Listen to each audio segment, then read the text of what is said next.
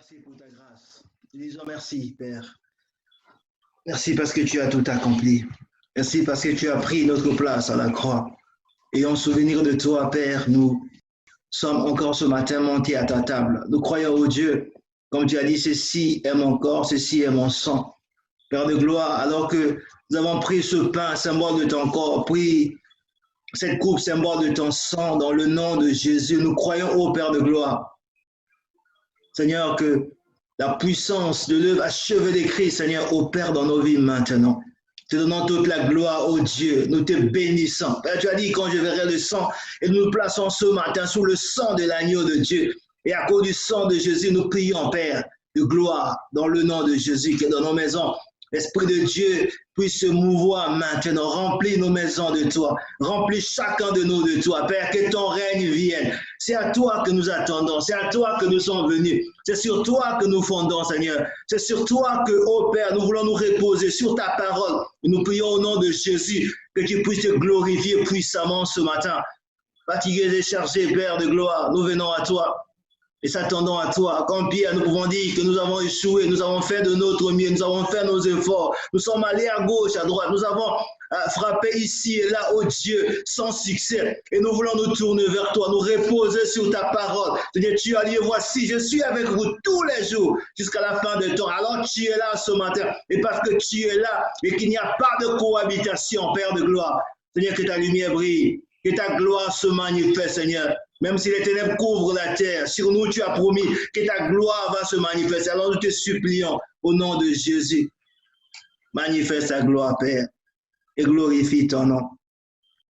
Fais-nous grâce ce matin que, ô Père de gloire, que nos cœurs ne soient pas remplis d'épines ni de pierres, mais que nos cœurs soient la bonne terre sur laquelle tu vas, ô Père de gloire, envoyer ta parole et manifester ta gloire. Nous te bénissons. À toi soit la gloire, au nom de Jésus.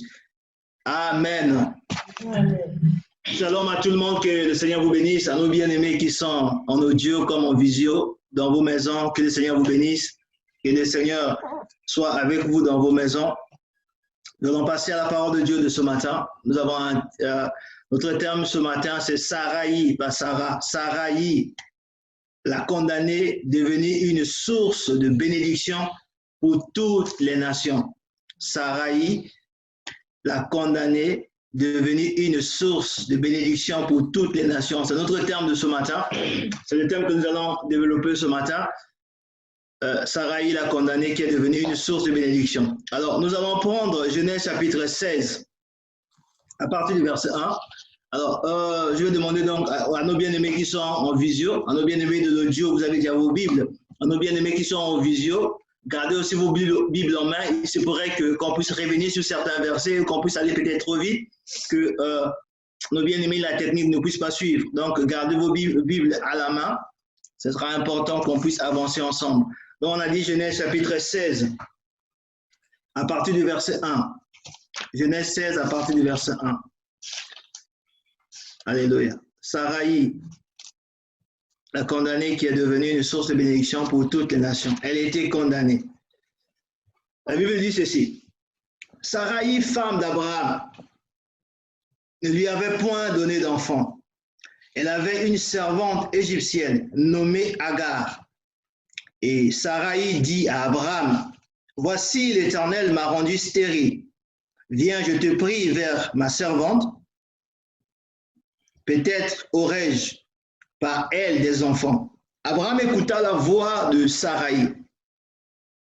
Alors Saraï, femme d'Abraham, prit Agar, l'Égyptienne, sa servante, et la donna pour femme à Abraham, son mari, après qu'Abraham eut habité 10 années dans le pays de Canaan. Il alla vers Agar et elle devint enceinte. Quand elle se vit enceinte, elle regarda sa maîtresse avec mépris. Et Saraï dit à Abraham, « L'outrage qui m'est fait retombe sur toi. J'ai mis ma servante dans ton sein. » Et quand elle a vu qu'elle était enceinte, elle m'a regardé avec mépris. Que l'Éternel soit juge entre moi et toi. Amen. Amen. Bien-aimés du Seigneur, nous sommes en train de prendre ce cas de Saraï comme notre comme texte de base, cette histoire de Saraï que nous connaissons tous. Vous savez, beaucoup de vies sont empêchées, étouffées, emprisonnées, condamnées. Beaucoup de gens sont étouffés. Beaucoup de gens que vous voyez autour de nous, beaucoup de gens que vous voyez, mais pourquoi ceci? On se pose beaucoup de questions. Mais pourquoi il ne fait pas des efforts? Il y a des personnes qui sont emprisonnées, comme cet homme qui avait une légion, qui habitait dans le cimetière, comme ce jeune homme qui est né aveugle. Il est né aveugle, donc il est né comme ça, donc il est condamné. Cet aveuglement le condamne au fait à ne pas faire certaines choses. Il voulait peut-être grandir comme tous les autres enfants, aller à l'école, se mouvoir, faire, se réjouir, aller jouer au foot, je ne sais pas quoi. Mais parce qu'il est aveugle, il ne peut pas. Donc il est condamné. Beaucoup de gens sont condamnés par la maladie, ils sont jetés. La maladie les rend inactifs, ils ne peuvent pas se mouvoir, ils ne peuvent pas aller. Ils sont condamnés par la pauvreté, par les malédictions, par les envoûtements, par plein de choses qui limitent les gens, qui empêchent les gens de s'épanouir, qui empêchent les gens de vivre les bontés de Dieu, de vivre ses promesses que le Seigneur nous a faites. Dieu nous a créés pour vivre sa gloire. Dieu nous a créés pour que nous puissions, il a dit à Adam au commencement, que tu puisses te multiplier, que tu sois fécond, que tu puisses te multiplier, que tu remplisses la terre, que tu assujettisses, que tu domines. Ça, c'est la pensée de Dieu, c'est la volonté de Dieu. Il dit, je connais les projets que j'ai formés sur toi. Ce n'est pas seulement pour l'Église, ce n'est pas seulement pour toi et moi. La pensée de Dieu, c'était pour l'humanité, donc pour Adam et tous ses descendants. Donc chacun de nous, ceux qui sont païens aujourd'hui, ceux qui sont devenus satanistes aujourd'hui, Dieu a formé des projets de paix. Mais l'ennemi est venu à cause de notre ignorance, à cause de la chute, emprisonner les hommes. Les gens sont dans les prisons, toutes sortes de prisons. Et ça fait que les gens sont limités. Ça fait que les gens ne peuvent pas faire certaines choses. Tu veux bien, mais tu es limité. Parce que tu es dans une prison. Parce que ça peut être, comme on a dit, la prison de la maladie. Tu es là, sur un lit, tu es là, handicapé par quelque chose. Ça peut être un handicap que tu as. Ça peut être la pauvreté. Tu veux bien, en fait. Tu veux bien investir à l'église. Tu veux bien investir pour les études de tes enfants. Les enfants ne peuvent pas aller à l'école, faire certaines études parce que tu n'as pas les moyens pour financer. Donc, tu es handicapé. Tu as des idées, mais tu ne peux pas. Et beaucoup de vies sont étouffées ainsi. Beaucoup de gens sont empêchés, malgré leur désir de vouloir faire les choses, malgré leur désir de vouloir mettre en place des choses. Mais ils sont emprisonnés, ils sont limités, ils sont empêchés. Et cela les condamne. Ça fait que nous voyons des fois dans les actualités des gens qui se suicident, on entend des suicides, telle personne s'est suicidée. Des fois, on voit, même s'il avait beaucoup d'argent, pourquoi il se suicide? Parce qu'en fait, des fois, les gens sont emportés par des tempêtes, par des tsunamis, une situation qui les dépasse, ils ne savent plus quoi faire. Tu entendrais la personne dire, j'étais obligé, mais qu'est-ce que je pouvais faire d'autre? Comment je pouvais agir? Comment je pouvais faire? Donc, il est là, il est emprisonné, il ne sait plus quoi faire, il ne sait plus comment faire. Il ne sait plus comment faire, en fait. Il est là, dans cette prison, il est pris au fait dans cette tempête-là. Il ne sait plus. Il est totalement dépassé. Nous voyons ici, dans le cas de Saraï, nous voyons une femme qui est totalement dépassée. Une femme qui ne sait plus quoi faire. Vous voyez une femme qui, d'elle-même, elle va prendre son mari et donner à une autre femme.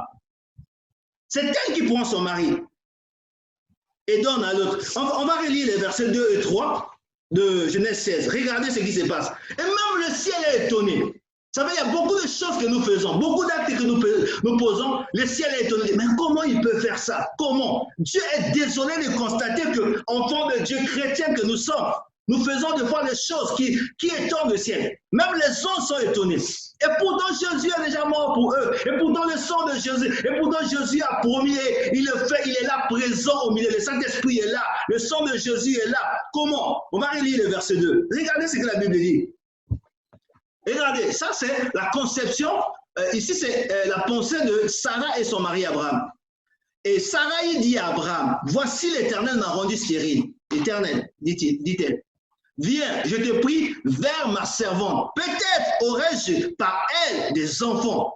Abraham écouta la voix de Sarah. On s'arrête d'abord là. Laisse d'abord ce verset. Donc on voit ici Sarah qui a une pensée, elle prend son mari et elle donne à une autre femme. Dit-elle que l'Éternel a rendu stérile. Elle veut par un autre moyen. Non, l'Éternel, pour elle, l'Éternel a mis un blocage et elle a la capacité, elle, de faire quelque chose que l'Éternel a dit que tu ne pourras pas faire. Verset 3. Alors, Sarah, maintenant regardez comment le ciel voit les choses. Quand vous voyez le verset 2, ce n'est pas écrit la même manière, mais vu que le temps aussi avance, regardez ce que le verset 3. Ici, le ciel est totalement désolé. Et vous voyez le désespoir de cette femme-là. Alors, Saraï, regardez, hein, Saraï, femme d'Abraham, puis Agar, l'Égyptienne, sa servante, et la donna pour femme à Abraham, son mari, après qu'Abraham y habitait 10 années dans le pays de Canaan. Donc, vous voyez, toutes ces précisions qui sont données dans le verset 3. Le verset 2, ce n'est pas pareil. Hein? On nous a déjà dit qu'Abraham est sa femme. Mais ici, on précise bien, c'est Saraï, on précise, qui est la femme d'Abraham. Puis Agar, qui est une Égyptienne, non, une étrangère déjà, qui est sa servante, et la donna pour femme à Abraham, son mari, après qu'Abraham ait habité 10 années. Donc, nous voyons ici le désespoir de cette femme. Comment elle est totalement emportée dans une tsunami. Parce qu'en fait, il y a la pression peut-être de la belle famille, il y a la pression de la société. Tu es déjà grande, ça fait 10 ans, ça fait, je sais pas, c'est pas 10 ans, ça fait 10 ans qu'ils étaient là, mais ça fait peut-être X années qu'ils étaient mariés, peut-être 35 ans, 40 ans, 50 ans, il n'y a pas d'enfant. Donc, il y a la pression qui est là. Tu n'as pas d'enfant, tu es stérile. Donc, il y a la pression, il y a les injures, il y a tout ce qui fuse à gauche, à droite. Et la pauvre dame, emportée par cette tsunami ou cette tempête, elle ne sait plus quoi faire. Elle ne sait plus sur quoi se reposer. Donc, voilà que, vous savez, le désespoir peut vous conduire à poser des actes étonnants. Quand quelqu'un est dans le désespoir, vous ne savez pas. Vous allez voir quelqu'un qui pose des... Oh, mais comment c'est possible? Comment c'est possible? La personne va vous dire que non, je n'avais pas le choix. Je ne savais plus quoi faire. Je ne savais plus, je ne voyais plus rien. Quand il n'y a pas d'horizon, quand vous ne voyez plus, quand il n'y a plus d'espoir, il n'y a pas d'horizon, vous ne voyez plus rien de vous. Alors vous allez essayer de faire des choses à gauche, à droite. Ce qui a fait qu'Adam, même au commencement, vous cherchez les feuilles de figuier parce que le désespoir est là. Il avait perdu la présence du Seigneur. Il avait maintenant même perdu Dieu dans lequel il partait librement dans sa présence. Quand le désespoir est là, quand vous ne voyez plus d'horizon, quand vous n'avez plus là où vous fondez, là où vous appuyez. Vous voyez, il y a des gens qui, par le surendettement, par la pression des huissiers, etc., vont se suicider. Ils voient sa famille, ils voient ses enfants, ils voient, mais comment je pourrais faire? Comment? Non, ils posent des actes, des gens qui vont tuer, des gens qui vont faire. Ça, c'est le désespoir. Quand le désespoir est dans le cœur, quand la personne n'a plus d'horizon, on pose des actes comme ça. C'est elle-même, Saraï, qui va prendre sa femme, son mari, et donner, prendre une autre femme et donner à son mari. Elle dit que Dieu m'a rendu stérile. Non, c'est que Dieu a dit que toi, tu ne peux pas faire. Toi, en tant qu'homme, tu crois que tu pourras faire ce que Dieu a dit que tu ne peux pas faire. Oui, donc, beaucoup de gens, en fait, elle étant dans cette tempête-là, étant dans cette prison, étant condamnée ainsi, donc elle s'est dit, je suis stérile, je suis maintenant vieille, je ne peux plus avoir d'enfant. Non, elle est condamnée. Et dans cette condition-là, ne supportant plus la pression de la famille, ne supportant plus la pression des autres, le regard des autres, ne supportant plus tout ce qui se passe autour, mais elle est maintenant entraînée à faire toutes ces choses-là. Maintenant, en fait, frères et sœurs, dans le Seigneur, nous ne devons pas oublier une chose. Nous sommes chrétiens, nous sommes enfants de Dieu. Nous appartenons à Dieu. Vous savez, certains les difficultés que nous avons, les problèmes que nous avons, les angoisses que nous avons déjà, des fois plutôt, en tant que chrétiens, en tant qu'enfants de Dieu, en tant que serviteurs de Dieu, ce ne sont pas d'abord les autres ou même le diable, non.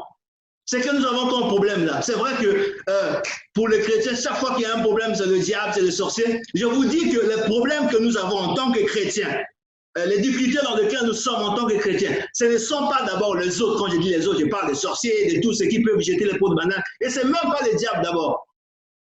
Non. Regardez ici. Parce que nous sommes du royaume de Dieu. Nous ne devons pas ignorer que le royaume de Dieu a des principes. Et nous voulons souvent ignorer ces principes-là pour chercher à fonctionner ou à travailler selon les principes de ce monde. Jésus a dit que vous êtes dans le monde, mais vous n'êtes pas du monde. Nous avons quitté pour certains tels que moi, nous sommes venus d'autres cieux. Et nous sommes venus ici. Venus ici, donc, tu oublies ce qui était comme principe là-bas chez toi. Tu es obligé de t'aligner avec les principes qui sont ici. Sinon, tu ne peux pas fonctionner. Tu seras hors jeu. Nous avons fait le choix de suivre Jésus. De rentrer dans le royaume de Dieu par sa grâce. Nous sommes donc du royaume de Dieu. Et le royaume de Dieu a ses principes. Donc nous ne pouvons pas fonctionner dans le royaume de Dieu en ignorant, en faisant fi des principes du royaume de Dieu. Nous ne devons pas ignorer. En vérité, dans le cas d'Abraham et Saraï, il n'y avait pas de problème. Et souvent, dans la plupart de nos vies, c'est ça en fait. Ici, il n'y a pas de problème entre Abraham et Sarah. En vérité, il n'y avait pas de problème. Il n'y a pas de problème. Il n'y a pas de problème. Parce que le problème, c'est que, comment je pourrais dire ça? Le problème qu'il y a dans le couple d'Abraham et Saraï, ils l'ont créé eux de toutes pièces. C'est eux qui l'ont cherché et celui qui cherche trouve. Tu me diras comment ça, ils étaient stériles. Et ça, c'est la vérité. Mais regardons en fait, reprenons Genèse chapitre 12. Regardez avec moi. Je vous dis qu'il n'y avait pas de problème. Il n'y avait pas de problème. Il n'y avait pas de problème en fait.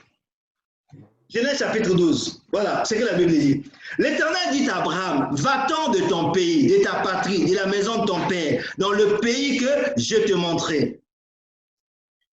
Je ferai de toi une grande nation. Je te bénirai, je rendrai ton nom grand. Et tu seras une source de bénédiction. Verset 3. Je bénirai ceux qui te béniront, je maudirai ceux qui te maudiront, et toutes les familles de la terre seront bénies en toi. Abraham partit comme l'Éternel lui avait dit, et Lot partit avec lui, Abraham âgé de 75 ans, lorsqu'il sortit de Charan.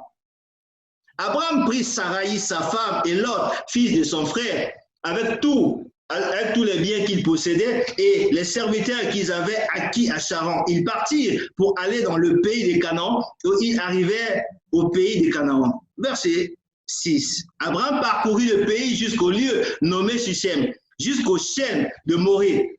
Les Cananéens étaient alors dans le pays. Verset 7. Et tu me laisseras le verset 7 d'abord, s'il te plaît. L'Éternel parut à Abraham et dit, je donnerai ce pays à ta postérité, à ta postérité. Et Abraham bâtit là un autel à l'Éternel qui lui était apparu. L'Éternel apparut à Abraham et dit, je donnerai ce pays à ta postérité. Frères et sœurs, prenons le cas où tu as un problème de logement.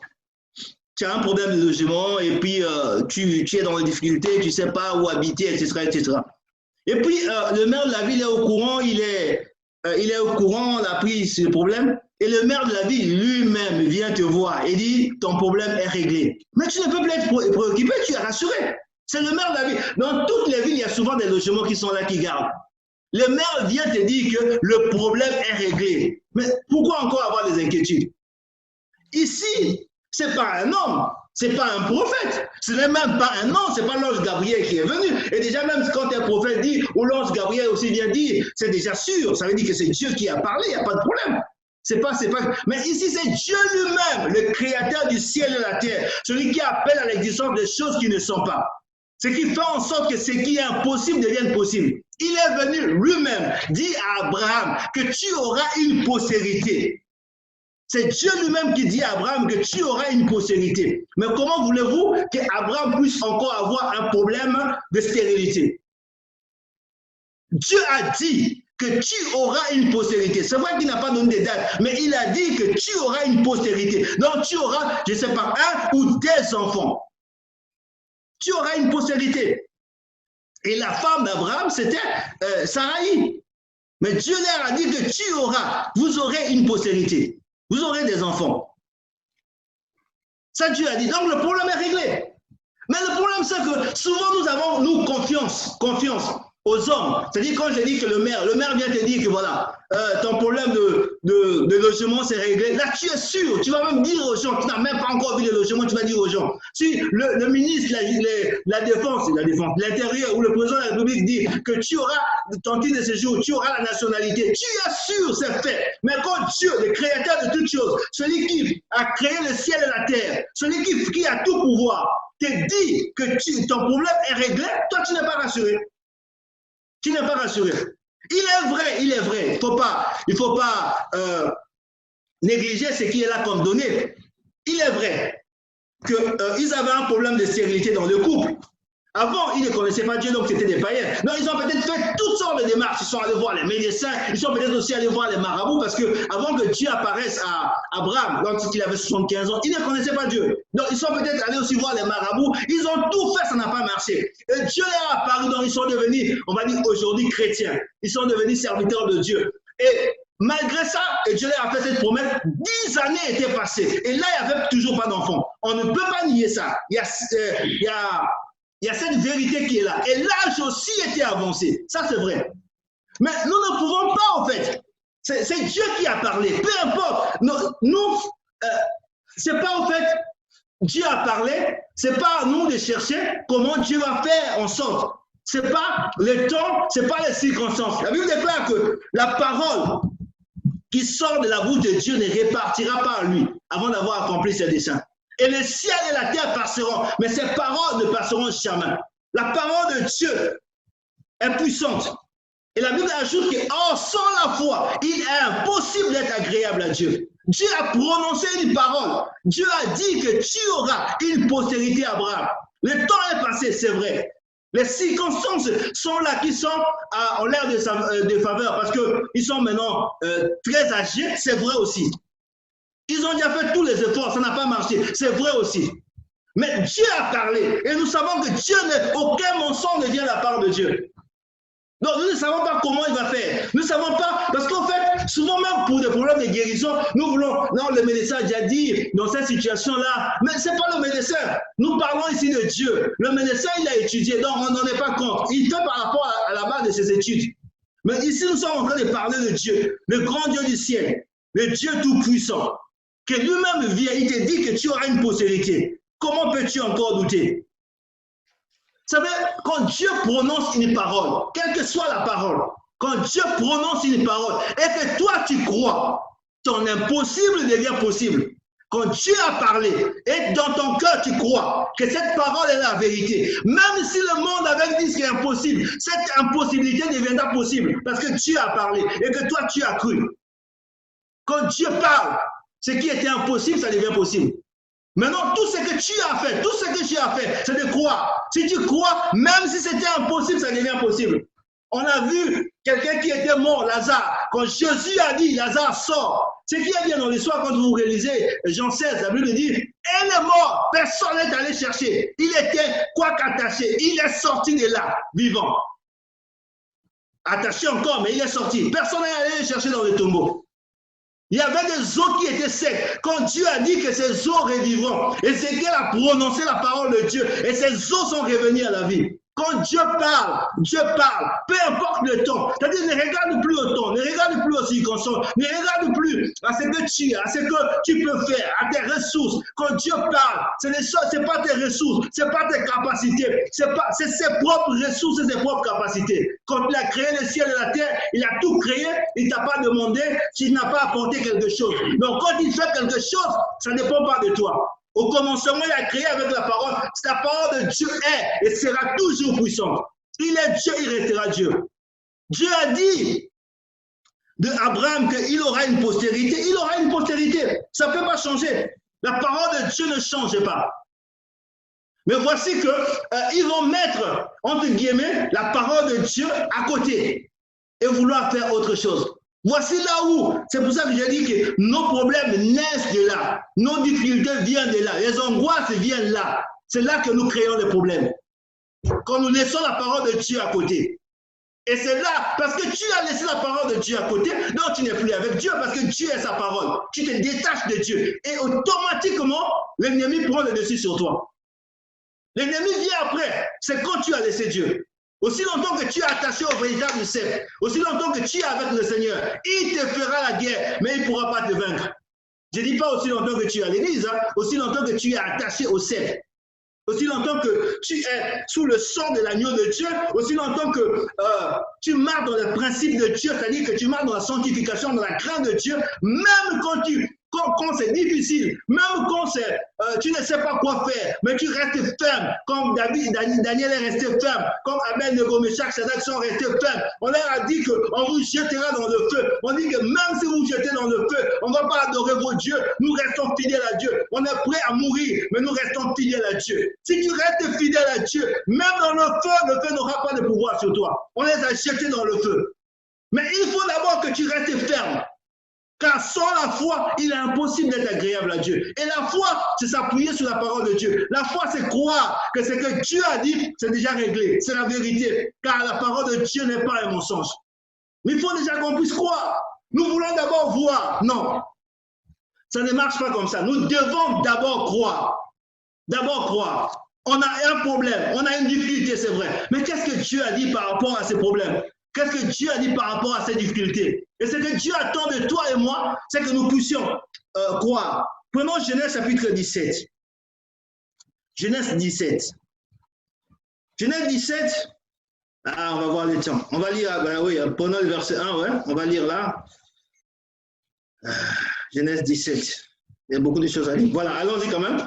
Lorsque Abraham fut âgé de 99 ans, l'Éternel parut à Abraham et lui dit, je suis le Dieu Tout-Puissant, marche devant ma face et sois intègre. Vous voyez, Dieu dit ici, marche devant. Voilà ce que Dieu attend de toi et moi. Marchons devant la face de Dieu, soyons intègres. Nous serons toujours éclairés. Ce n'est pas que nous n'aurons pas des tempêtes, ce n'est pas que nous n'aurons pas de difficultés, mais parce que nous sommes devant sa face. Parce que la Bible dit, le malheur atteint souvent le juste, mais l'Éternel en délivre toujours. C'est-à-dire que quel que soit, quand le juste crie, l'Éternel est obligé d'intervenir. Marche devant ma face et sois intègre. Ne pousse pas. Il ne faudra pas que tu sois un chrétien de l'église simplement. Quand tu es au dehors, tu triches. Quand tu es au dehors, tu fonctionnes autrement plutôt. Là, ça ne peut pas marcher. Ça ne peut pas marcher. Marche devant ma face et sois intègre. Verset 2, s'il te plaît, mon frère. J'établirai mon alliance entre moi et toi et je te multiplierai. Regardez, je te multiplierai à l'infini. Voilà ce que Dieu avait dit à Abraham. Au verset 3, Abraham tomba sur sa face et Dieu lui parla en disant, voici mon alliance que je fais avec toi, tu deviendras père d'une multitude de nations. On ne t'appellera plus Abraham, mais ton nom sera Abraham, car je te rends père d'une multitude de nations. Je te rendrai fécond à l'infini. Fécond, c'est jusque-là, le pauvre Abraham, il n'a pas encore d'enfant. Regardez ce que Dieu dit. Je te rendrai fécond à l'infini. Et là, je ne sais pas, peut-être ça fait déjà 15 ans qu'il est sorti. Il n'y a toujours pas d'enfant. Mais quand Dieu vient, Dieu ne regarde pas la stérilité. Dieu ne regarde pas ta condition. Il voit ce qu'il a déjà fait dans le spirituel. Je ferai de toi des nations et des rois sortiront de toi. J'établirai mon alliance entre moi et toi et tes descendants après toi, selon leur génération. Ce sera une alliance perpétuelle en vue de laquelle je serai ton Dieu et celui de ta postérité. On continue. Je te donnerai et à tes descendants après toi le pays que tu habites comme étranger, tout le pays de Canaan en possession perpétuelle. Et je serai leur Dieu. Verset 9, on va continuer. Dieu dit à Abraham, toi, tu garderas mon alliance, toi et tes descendants, après toi selon leur génération. C'est ici mon alliance. Vous garderez entre moi et vous et ta postérité après toi. Tout mâle parmi vous sera circoncis. Vous circoncirez et ce sera un signe d'alliance entre moi et vous. À l'âge de 8 jours, tout mâle parmi vous sera circoncis selon vos générations, qu'il soit né dans la maison ou qu'il soit acquis à prix d'argent de tout fils d'étranger sans appartenir à ta race. On devra circoncire celui qui est né dans la maison et celui qui est acquis à prix d'argent, et mon alliance sera dans votre chair une alliance perpétuelle. Verset 14. Un mâle circoncis qui n'aura pas été circoncis dans sa chair sera exterminé du milieu de son peuple. Il aura violé mon alliance. Verset 15. Dieu dit à Abraham, tu ne donneras plus à Saraï, ta femme, le nom de Saraï, mais son nom sera Sarah. Verset 16. Je la bénirai, je la donnerai, je te donnerai d'elle un fils, je la bénirai et elle deviendra des nations, des rois, des peuples sortiront d'elle. Abraham tomba sur sa face, il rit et dit en son cœur, naîtra-t-il un fils à un homme de 100 ans et Sarah âgée de 99 ans, enfantera-t-elle? Verset 18. Et Abraham dit à Dieu, oh, qu'Ismaël vive devant ta face, verset 19. Dieu dit, certainement Sarah, ta femme t'enfantera un fils et tu l'appelleras du nom d'Isaac. J'établirai mon alliance avec lui comme une alliance perpétuelle pour sa postérité après lui. Amen. On va s'arrêter d'abord là. Vous voyez, ici, c'est ce que Dieu est en train de dire.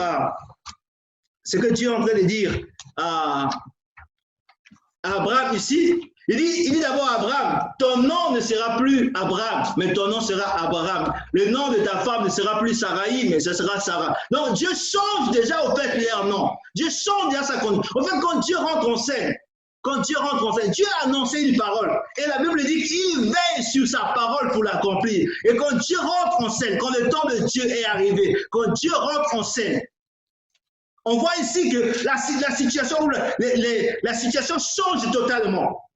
Ça change totalement. Quand Dieu rentre en scène, on dit que non, Sarah qui était là, c'est-à-dire qu'elle limite, c'est cette prison qui te retenait. Paul et Silas étaient emprisonnés. La Bible dit, ils ont commencé à louer, à prier Dieu. Et quand Dieu est rentré en scène, les fondements de la prison se sont écoulés. La prison s'est ouverte. Et tous les prisonniers étaient libres. Au point où même, le geôlier lui-même a dit, oh là, je vais aller me suicider. Tout cela. Parce que quand Dieu rentre en scène, il change. On ne sait pas comment il fait. Pierre était en prison. Quand on a commencé à prier pour Pierre, on ne sait pas comment l'ange est arrivé et Pierre est sorti de là miraculeusement. Quand Dieu rentre en scène, on ne peut pas expliquer ce que Dieu va faire. On ne peut pas expliquer parce que c'est les miracles, parce que c'est la puissance de Dieu. Ce n'est pas la science, c'est la préscience. C'est la gloire de Dieu qui opère. Et là, on n'a pas d'explication. On ne peut que constater et dire comme les magiciens d'Égypte ont dit, ça c'est la main de Dieu, ça c'est le doigt de Dieu. On reconnaît la touche de Dieu parce que personne d'autre que lui ne peut le faire. Le diable ne peut pas le faire. Les sorciers ne peuvent pas le faire. Personne. Quand Dieu intervient, quand Dieu commence à agir, il n'y a que lui qui peut faire ça. Il dit, ton nom ne sera plus Abraham. Ton nom sera maintenant Abraham. Et n'appelle plus ta femme Saraï. Désormais, son nom sera Saraï. Et toutes les nations de la terre seront bénies. Il dit, je te rendrai fécond à l'extrême, à l'infini. Je te rendrai fécond à l'extrême. Regardez une femme qui n'avait pas un seul enfant. Je dis, je te rendrai fécond. Il dit à Abraham, regarde le ciel. Si tu peux voir, compter les étoiles, quelle sera ta descendance? Quelle sera ta descendance? Quand Dieu commence à agir, la Bible dit, la bénédiction de l'Éternel est terrible. Quand Dieu commence à agir, il est capable de prendre quelqu'un qui est esclave en prison. Il est établi gouverneur. Il est capable de prendre une personne étrangère qui n'est pas qualifiée. Elle devient reine dans un pays étranger. Alors qu'il y a des femmes qui sont là belles. Mais Dieu te choisit toi et te conduit dans une condition où personne ne peut expliquer. Mais comment tu as fait? C'est la main de Dieu qui m'a porté. Dieu vient et dit, regarde les étoiles du ciel. Quelle sera ta descendance? Ça, c'est le miraculeux, c'est la puissance de Dieu. Il n'y a pas d'explication. Ta femme ne sera plus Saraï. C'est vrai qu'elle est âgée. Même Abraham lui-même dit, oh, mais est-ce que Dieu, une femme de 99 ans, d'un homme de 90 ans plutôt, d'un homme de 100 ans, est-ce qu'on pourra encore avoir d'enfants? Humainement, c'est impossible. Mais là, c'est Dieu qui parle. On ne sait pas. Là, ce n'est plus la science, c'est Dieu qui parle. C'est l'intervention divine. Et là, il n'y a pas d'explication. On ne peut que constater et nous prosterner pour adorer Dieu. Reconnaître qu'il est grand. Reconnaître qu'il est glorieux. Il dit, je te rendrai fécond à l'extrême. Elle pleurait pour avoir un enfant. Et elle a eu cet enfant. Et comme elle était obéissante, en plus de cet enfant, Dieu va donner encore à Anne 5 autres enfants. Et celle qui était appelée stérile, elle a eu encore davantage. Et sa condition a totalement changé. C'était pour la personne. Et cet enfant qu'elle a eu est devenu une source de bénédiction pour toute la nation. C'est la bénédiction de l'Éternel qui enrichit. quand Dieu rentre en scène, quand Dieu intervient, là où tu étais enfermé, là où tu étais bloqué, ceux qui te retenaient ne peuvent plus te retenir. Il a dit à ses disciples, allez dire à cet homme qui retient cet anneau, le maître en a besoin. Ils sont venus, ils ont dit, le maître en a besoin. Et l'anneau qui était attaché là, depuis des années, a été détaché. Et elle rentrait de manière triomphante à Jérusalem. Cet anneau qui était retenu, que personne ne regardait. C'est-à-dire, là où tu es, quand Dieu vient te chercher, là où il va te positionner, il n'y a que Dieu qui peut faire. Il n'y a que la main de Dieu qui peut amener. Vous savez, j'ai parlé de Anne. Nous-mêmes, on a eu cette histoire-là. On a prié, on a coupé les liens, on a brisé. Ma femme a fait toutes sortes de traitements. Elle a pleuré pour avoir des enfants, ma femme. Elle a prié, elle a fait tout. Et on a eu Adrien, comme vous savez, qui est arrivé. Je vous ai déjà fait longtemps les témoignages, donc je ne vais pas traîner sur ça. Adrien est arrivé, après Adrien, même pas 2 ans, les jumeaux sont arrivés. Donc, elle s'est retrouvée avec 3 enfants, oui, de moins de 2 ans. Alors, c'était devenu compliqué. Donc, quand les gens venaient là pour dire, ah, vous aurez des jumelles. Ma femme a prié pour ne plus avoir d'enfants. Elle a dit, Seigneur, c'est bien, il faut que tu stoppes là parce que je ne peux plus. Alléluia. C'est-à-dire quand la main de Dieu intervient, tu voulais des enfants, voilà. Un arrive, pas encore 2 ans. 2 autres arrivent. Et là, les gens venaient pour dire que vous aurez encore des jumelles. Ma femme m'a dit non. Là, ce n'est plus possible. Seigneur, s'il te plaît, si tu peux stopper là. Parce qu'elle a prié pour ne plus avoir d'enfants. Parce que les 3 enfants, c'était devenu compliqué. C'est-à-dire quand la main de Dieu intervient, les gens peuvent t'insulter, les gens peuvent dire, mais si seulement tu restes sur le chemin, tu restes attaché au cep, tu es avec le Seigneur, ce que Dieu fait, c'est le miraculé. Il n'y a pas d'explication. Et il n'y a que la main de Dieu qui peut le faire. Et quand Dieu intervient, c'est la gloire de Dieu qui se manifeste. C'est la gloire de Dieu qui règne. On va passer à Genèse chapitre 18 parce que je vois que le temps aussi avance terriblement. Genèse chapitre 18 à partir du verset 1. Nous sommes en train là de voir comment la main de Dieu opère. Comment une femme qui a été condamnée, une femme qui a été certainement humiliée, une femme qui a été par sa belle famille, par ses amis, par tout, il y a eu la pression de tout le monde. Une femme qui était elle-même au point maintenant d'aller prendre son mari et dire voilà, chérie, vas-y, prends seulement parce que comme ça on aura et puis on aura la paix, on aura les enfants à la maison et on passera à autre chose. Et Genèse chapitre 18. Comment Dieu vient intervenir dans cette situation-là. Genèse chapitre 18 à partir du verset 1. L'Éternel lui apparut parmi les chênes, excusez-moi de marée, comme il était assis à l'entrée de sa tente pendant la chaleur du jour. Verset 2. Il leva les yeux et regarda, et voici 3 hommes étaient debout près de lui. Quand il vit, il courut devant eux. Devant d'eux, plutôt, excusez-moi, depuis l'entrée de sa tente, et se prosterna en terre. Et il dit, Seigneur, si je fais grâce à tes yeux, ne passe point, je te prie, loin de ton serviteur. Permettez qu'on apporte un peu d'eau pour vous laver les pieds et reposez-vous sous cet arbre. J'irai prendre un morceau de pain pour fortifier votre cœur, après quoi vous continuerez votre route, car c'est pour cela que vous passez près de votre serviteur. Ils répondirent, fais comme tu l'as dit. Abraham alla promptement dans sa tente vers Sarah et il dit, vite, 3 mesures de fleur de farine pétrie et fait des gâteaux. Et Abraham courut à son troupeau, prit un veau tendre et bon, et les donna à un serviteur qui s'est hâta de la prêter. Il prit encore de la crème et du lait avec le veau qu'on avait apprêté et il les mit devant eux. Il se tint lui-même à leur côté sous l'arbre et ils mangèrent. Alors ils lui dirent, où est Sarah, ta femme? Parce que souvent, là ce n'est plus Sarai. Le nom a déjà changé. Il a dit que les faibles disent que je suis fort. Que les pauvres disent que je suis riche, que celui qui est malade, sur la base de maîtrise de Christ qui disent que je suis guéri. Et là, on n'appelle plus Sarai, c'est fini. Il ne faut pas que tu acceptes comme on peut toujours te condamner, t'appeler malade, t'appeler ceci.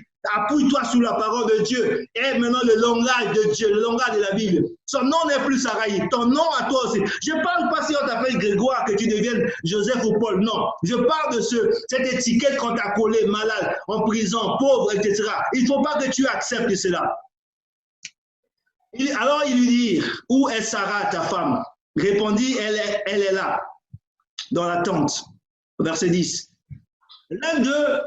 L'un d'entre eux dit, je reviendrai vers toi à cette même époque. La promesse a été faite, voici 2 décennies révolues. Mais là, Dieu arrive, autant marqué par Dieu, il arrive. Il dit, je reviendrai vers toi à cette même époque. Et voici Sarah, ta femme, pas une autre, pas Agar, pas quelqu'un d'autre. Sarah, ta femme, 99 ans ou pas, Sarah, ta femme, aura un fils.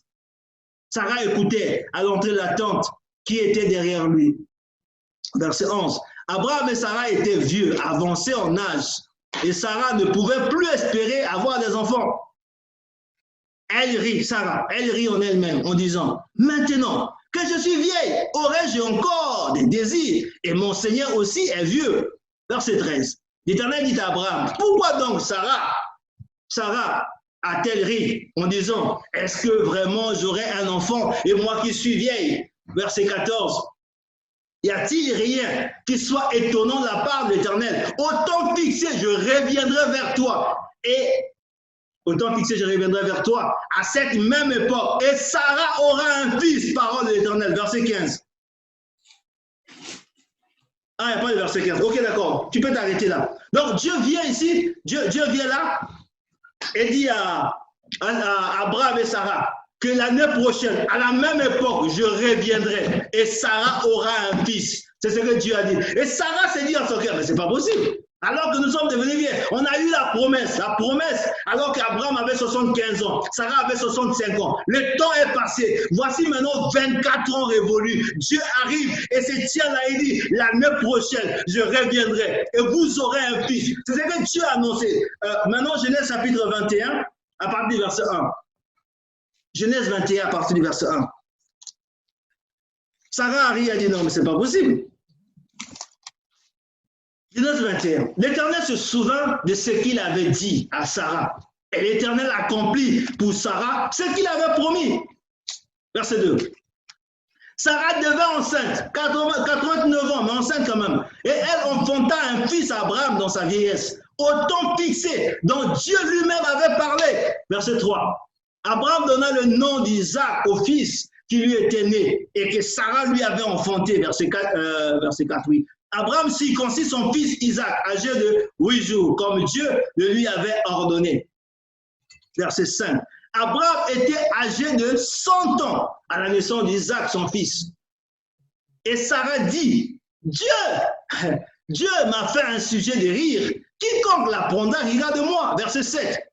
Elle ajouta, qui aurait dit, quel scientifique, quel spécialiste, quel gynécologue, quel homme, qui aurait dit à Abraham, Sarah allaitera des enfants. Cependant, je lui ai enfanté un fils dans sa vieillesse. Voici celle qui était condamnée. Voici celle qui était méprisée. Mais qui s'est tournée vers Dieu, à qui Dieu avait prononcé une parole. Et à un moment donné, cette personne s'est appuyée sur la parole de Dieu, a considéré la parole de Dieu. Ce qui était impossible est devenu possible. On l'a dit, on répète. Quand Dieu prononce une parole, quand Dieu dit quelque chose, ce qui était impossible deviendra possible. Nous devons simplement être certains de Dieu. Nous devons nous appuyer sur le Seigneur. Il est le Créateur. Celui qui a fait la promesse est fidèle. Et sa parole est infaillible. Elle est puissante. Elle ne passera jamais. Ce que Dieu a dit est la vérité. La foi déclenche toujours la présence de Dieu. Amen. Dieu a à se manifester. Pour finir, nous allons prendre Hébreu 11. Hébreu 11, 11. On prend ce dernier verset et on va finir. Après quoi nous allons prier. Hébreu 11, 11. Soyez certains de Dieu. Soyez certains de Dieu. Soyez certains. Dieu n'est pas un homme. Dieu est Dieu. Et lui seul est Dieu. Il a créé le ciel. Il a établi le ciel tel que nous voyons au-dessus de nous. Le ciel ne peut pas tomber. On ne sait pas qu'est-ce qui soutient le ciel. On ne sait pas. On ne sait même pas après la terre, il y a quoi.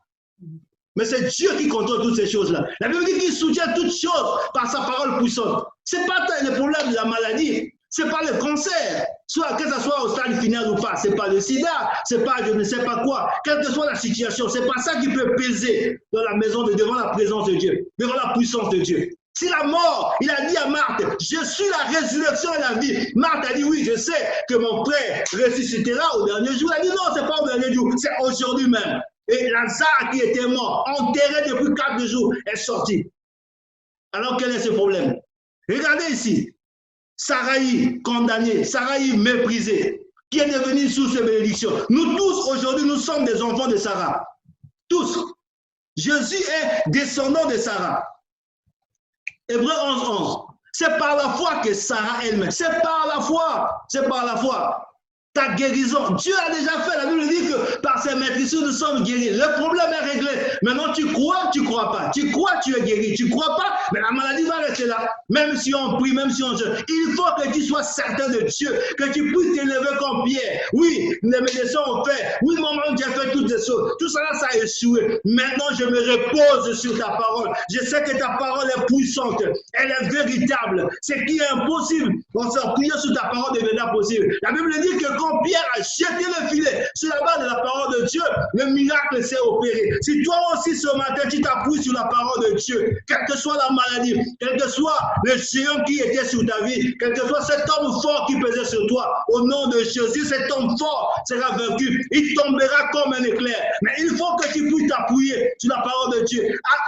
Abraham et Sarah n'ont pas fait autre chose. La Bible dit c'est par la foi que Sarah elle-même, malgré son âge avancé, fut rendue capable d'avoir la capacité, tu la recevras par la foi. Parce que la puissance de Dieu, la grâce, Jésus ayant tout accompli à la croix, la grâce de Dieu met en œuvre maintenant la puissance de Dieu qui est là. L'Esprit de Dieu est là déjà, comme au commencement. Alors que les ténèbres sont là, alors que la maladie est là, la montagne est là, les circonstances sont mauvaises, la grâce de Dieu fait en sorte que la puissance de Dieu puisse opérer. Quand tu t'élèves par la foi, quand tu t'élèves, la foi honore Dieu et la foi met Dieu en œuvre. Quand Dieu voit que quelqu'un a la foi, il est obligé de tendre sa main, il est obligé de glorifier. C'est par la foi que Sarah elle-même, malgré son âge avancé, fut rendue capable d'avoir une postérité.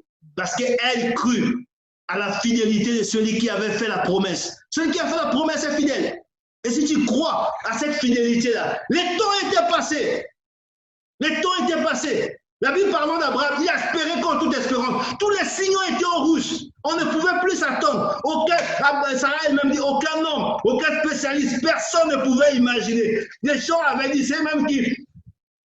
Ceux même qui croyaient, qui avaient entendu cette promesse, ils se disaient, ah non, peut-être que ce que Dieu avait dit, peut-être qu'Abraham n'avait pas entendu la voix de Dieu. Ça, c'était pas Dieu. Et d'autres qui doutaient, qui étaient peut-être des incrédules, disaient non, même Dieu, même là, Dieu a échoué cette fois-ci, Dieu n'a pas opéré. Mais Dieu a un temps qu'il a fixé. Autant marqué, Dieu descendra. Et il a dit à Ézéchiel qu'il n'y a plus de délai, c'est maintenant. Il a dit, l'Esprit de l'Éternel est sur moi. Il m'a oint pour libérer les captifs, pour guérir ceux qui ont les cœurs brisés, ouvrir les yeux des aveugles, pour vous donner un diadème, une huile fraîche, un vêtement de louange. Quelle que soit la situation, quelle que soit la condition, quel que soit le problème, Dieu est Dieu. Même si tu es emprisonné, même si ta vie a été jetée quelque part, même si ton problème, pour tout le monde c'est impossible. C'est impossible pour tout le monde, mais c'est possible pour Dieu. Et si toi aussi tu te lèves par la foi, ce qui était impossible va devenir possible. Mais il faut, la seule condition, la seule chose que Dieu te demande, que Dieu me demande ce matin, c'est la foi. Que nous soyons certains de Dieu, que je puisse m'appuyer sur la parole de Dieu. Je dis, Seigneur, fais-moi grâce ce matin. J'ai essayé, j'ai fait tous mes efforts. Je n'ai pas pu. Je ne peux pas par moi-même. Alors, par la foi, je me lève. Par la foi. Alors, nous allons prier. Parce que je vois que le temps est avancé. Nous allons prier. Je vais vous demander d'ouvrir vos micros. Et si possible, d'ouvrir aussi, si vous pouvez, hein, vous ouvrez vos micros, on va prier. Vous pouvez aussi mettre la vidéo. C'est-à-dire la maison là où vous êtes. Par la foi, on va prier, mais